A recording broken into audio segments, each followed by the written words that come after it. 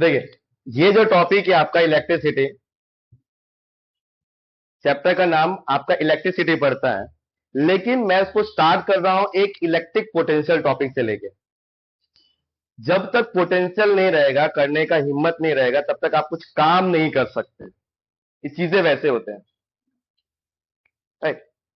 तो यहां पे ये चीज है कि पहले बात तो ये इलेक्ट्रिक पोटेंशियल कहते हैं किसको है, ये हमारे एनसीईआरटी के चैप्टर्स का एक छोटा सा टॉपिक है हमारे पास कि इलेक्ट्रिक पोटेंशियल मतलब क्या। अब पोटेंशियल का मतलब हम लोग ने नाइन्थ में भी देखा था कि पोटेंशियल का मतलब होता है स्टोर एनर्जी, स्टोर एनर्जी, ठीक है। अब यहां पे इसका मतलब है कि किसी भी एक पर्टिकुलर पॉइंट के पास, कोई भी एक पॉइंट ले लो आप, अपने सर्किट में एक पॉइंट पकड़ेंगे, वहां पे कोई पर्टिकुलर एक पॉइंट के पास work done is a moving a unit positive charge from infinity to that point. अब ये डेफिनेशन थोड़ा टफ है as compare to 10th class के हिसाब से। अगर आप 10th क्लास में अगर गाइड उठाते हैं या आप एनसीईआरटी उठाते हैं तो इतना वो टफ वर्ड यूज नहीं करते, लेकिन ये 12th क्लास में दिया गया है कि एक्चुअली में पोटेंशियल का वर्क यही होता है कि किसी दूर बैठे चार्ज को नजदीक लेके आने के लिए, ठीक है। अब यहां पे पहले बात करते हैं कि ये अब आपके लिए कंप्लीटली ये नया टॉपिक है, ये पर ये नया भी नहीं है, ये 8th क्लास में आ चुका है। पहले भी बच्चे बता चुके हैं छोटे क्लास में कि इलेक्ट्रिसिटी क्या होता है, बल्ब कैसे जलता है, बैटरी क्या होते हैं, सेल क्या होते हैं, वगैरह वगैरह। अगर नहीं भी जानते हो तो कोई बात नहीं, अगर आपका समय कोविड में बीता था चलेगा, कोई बात नहीं है, आप यहां पे समझ जाएंगे। पॉजिटिव चार्ज, पॉजिटिव चार्ज का मतलब होता है कि ये एक फिजिकल क्वांटिटी है। जैसे हम कहते हैं ना कि सन की एनर्जी में एक ताकत होती है, उसके फोटोन में एक ताकत होती है, सेम उसी तरीके से यहां पे पॉजिटिव चार्ज का मतलब होता है कि एक ऐसा चार्ज है जो physical property of matter that causes to express of force, चाहे वो रिपल्जन फोर्स हो चाहे वो अट्रैक्शन फोर्स हो, एक फोर्स जनरेट करता है, एक फिजिकल पावर रखता है अपने पास। लेकिन वो मैटर के अंदर, हमें पता है कि ये मैटर जो कि एटम से बना हुआ है, ये एटम से बने हुए हैं और एटम के अंदर इलेक्ट्रॉन, प्रोटॉन और न्यूट्रॉन होते हैं। इसी की वजह से मैटर बाउंडेड होते हैं, मैटर के अंदर जो एटम्स होते हैं बाउंडेड होते हैं, क्योंकि उसके अंदर फोर्स जनरेट होता है जिसको न्यूक्लियर फोर्स के नाम से पहचानते हैं। आप जब नेक्स्ट जब आप 11th क्लास में जाओगे तो वहां पढ़ोगे कि 4 फंडामेंटल फोर्स होते हैं, उसमें से सबसे स्ट्रॉन्गेस्ट फोर्स जो गिने जाते हैं वो होते हैं न्यूक्लियर फोर्स, और उसी के रिलेटेड ये चैप्टर बैठता है न्यूक्लियर फोर्स, क्योंकि यहां पे चार्ज के बीच की बातें होती है। पर ये चार्ज हम उस चार्ज को लेकर बात करेंगे, या तो वो रुका हुआ है या तो लगातार फ्लो करते जा रहा है। अब इस चीज को समझे कैसे कि कोई भी चीज रुका हुआ कैसे है या फ्लो कैसे करते हैं। तो यहां देखिए, तो यहां हमने वर्ड निकाला इलेक्ट्रिकल चार्ज। जैसे आपको मैंने कहा दो टाइप के हैं, पॉजिटिव चार्ज और नेगेटिव चार्ज, ठीक है, पॉजिटिव और नेगेटिव। तो पॉजिटिव में अपने पास यहां पे दिया गया है पॉजिटिव चार्ज, आप चाहे तो एक चीज के ऊपर रब करके, मतलब आपने एक ग्लास रॉड ले लिया, हम प्रैक्टिकल करेंगे इसके ऊपर, आपने ग्लास रॉड ले लिया, आपने उसको रब किया, तो रब करने से सिल्क क्लॉथ से वहां पॉजिटिव चार्ज जन्म ले लेगा। यही 12th क्लास में बताया गया है कि पहले बात में चार्ज लेके शुरुआत कैसे होते हैं। दूसरा नेगेटिव चार्ज, तो एलिमेंट रॉड करके है यहां पे है, उसका यूज करोगे वुडन के ऊपर, आप उसको रब करोगे तो वहां भी वो चार्ज जनरेट होता है, चार्ज जनरेट होता है, तो वहां पे नेगेटिव चार्ज होता है। अब नेगेटिव ये चार्ज बता रहे हैं कहीं पे कोई एटम के अंदर चार्ज स्टेबल कंडीशन पे, आपने वहां पे चार्ज जनरेट किया, लेकिन हमें यह पता है कि चार्ज पहले से ही होता है, हमने कहीं से कोई लाया नहीं, उनके पास था, हमने कुछ समय के लिए उसको जगाए। इसीलिए इस चार्ज के कैटेगरी को नाम दिया जाता है इलेक्ट्रिसिटी, जो इलेक्ट्रिकल चार्ज के नाम से पहचाना जाता है। ये पर टॉपिक ही हमारा, उसमें दो टाइप आते हैं हमारे पास, एक आता है स्टैटिक और दूसरा होता है करंट।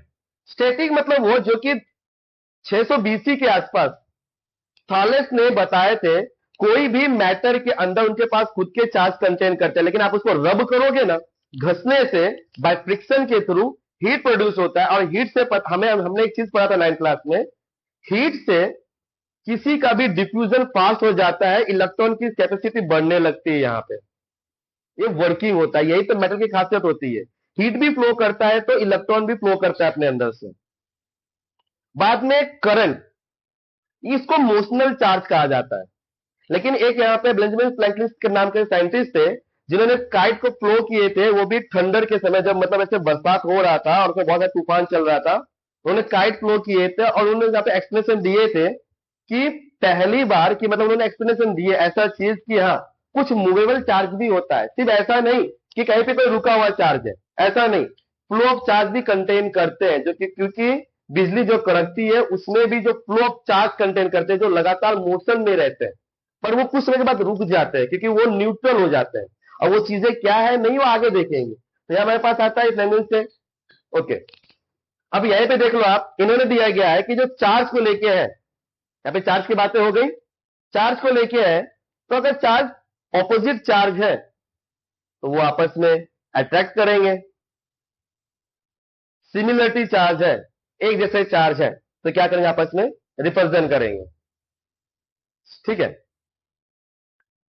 और अब यहां पे हम बात करते हैं जो इस चैप्टर से, इस टॉपिक से निकाला गया, हमारे पास बनाया गया इलेक्ट्रिक पोटेंशियल को लेके। यहां पे हमारे पास है पोटेंशियल डिफरेंस, पोटेंशियल डिफरेंस, क्योंकि इन्होंने कहा ना पर्टिकुलर, हमें पहले वर्ड किया था, एक कोई पॉइंट पे, तो किसी भी दो पॉइंट के बीच का डिफरेंस नापने के लिए यहां पे एक टॉपिक रहता है हमारे पास सर्किट, सर्किट के अंदर हमें पास नापना होता है कि किसी पर्टिकुलर दो पॉइंट के बीच का डिफरेंस, उसको हम नाम देते हैं पोटेंशियल डिफरेंस। देखो पोटेंशियल कैसे, अब अगर सिंपल से आप एग्जांपल समझिए, एक पाइप है पानी का, आप उसके अंदर पानी को फ्लो करवा रहे हो, ठीक है, आपने पर्टिकुलर एक पॉइंट पे आपने वहां पे एक ढक्कन लगा देकर वहां पे पानी चेक कर सकते हो, उससे कुछ दूरी में अपने पानी का ढक्कन चेक कर सकते हो।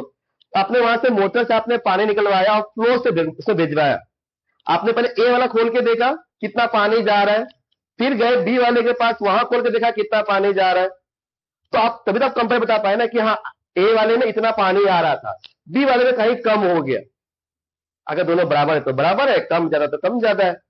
तो इससे यह हुआ कि हमें कंपैरिजन मिला। जब तक आप किसी की तुलना नहीं करोगे तो आप पता नहीं लगा सकते। सेम एजुकेशन फील्ड में भी होता है, आप अपने आप को बेटर कब बना सकते हो, जब आप किसी से कंपैरिजन करो, लेकिन किसी और से नहीं। ऐसे बहुत से ऐसे सक्सेसमैन इंसान ने या प्रश्न में बोला भी गया है कि आप दूसरे से बेटर है, खुद से कंपेयर करो, आप पहले कैसे थे अब कैसे हो। अगर आप उसको बेटर बना रहे हो तो बहुत अच्छा है, तो आप सक्सेस हो रहे हो, अपने पे काम कर रहे हो। अगर उससे भी कमजोर होते जा रहे हो तो मतलब कहीं ना कहीं अपना आप टाइम वेस्ट कर रहे हो। टॉपिक पे आते हैं हम, ठीक है। तो यहां पे आपके पास पोटेंशियल जो लेके रहा, तो दो पॉइंट का हमें डिफरेंस निकाला, उसको नाम दिया पोटेंशियल डिफरेंस। अब इन फिजिक्स के केस में, जो फिजिक्स का केस है, उसमें पोटेंशियल डिफरेंस का मतलब क्या क्या मतलब होता है, इनका कहना है amount of work done in moving a unit charge. देखो वर्क डन मतलब कोई काम करना, कौन काम कर रहा है, तो एक मूविंग चार्ज। इसीलिए यहां पे फिर फॉर्मूला आता है potential difference is equal to work done by charge. अब पोटेंशियल डिफरेंस को काउंट किया जाता है वोल्ट में, वर्क डन को काउंट किया जाता है आपका जूल में, और चार्ज को काउंट किया जाता है आपका कूलम में, कूलम।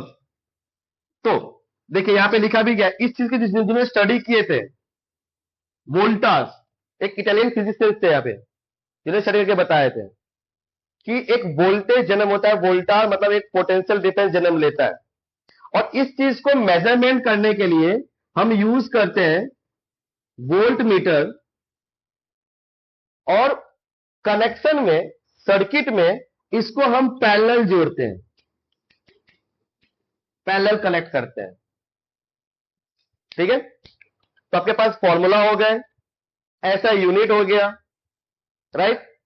वोल्ट मीटर जो मेजर करते हैं, मेजरमेंट करने के लिए आता है, किसको, पोटेंशियल डिफरेंस को नापने के लिए। हमने पहले को मैंने क्या बताया, पानी का एग्जांपल दिया, आप इंसान तुलना कर सकते हैं, लेकिन करंट को कैसे करोगे, इसको नापने गए ना खुद से हाथों से तो खुद भी नहीं बचेंगे, ऑब्वियसली आपने झटका खाए होंगे, है ना, झटका खाए है ना।